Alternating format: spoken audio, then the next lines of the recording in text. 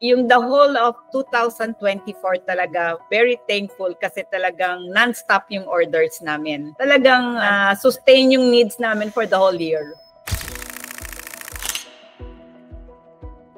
Very thankful kami. After nang ma-feature nyo yung Nata with Calamansi, talagang na-double yung orders namin. Pero yung mga ibang orders namin, doon nila nakukuha sa interviews nyo. Ang naging problema ko din kasi this year, yung mismong Calamansi. Yung sobrang init natin nung summer, walang Calamansi. Tapos nung umulan na, hindi smooth yung mga skin ng Calamansi. Kung halimbawa mag-order ako ng 30 kilos, yung mga 10 kilos, double work kasi lilinisin mo pa siya. Ngayon, maganda na ang Calamansi. The whole year, from January until November, parang nag-double talaga yung nagawa ko. More than 50 boxes. Like dati kasi yung restaurants lang dito ang nag-order sa akin. No? Siguro gagawin na namin yun na ipopromote namin sa online.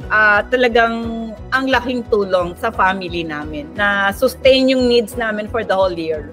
Sobrang tuwa ko din naman. Sobrang thankful din naman ako sa inyo dahil na-feature nyo kami dyan.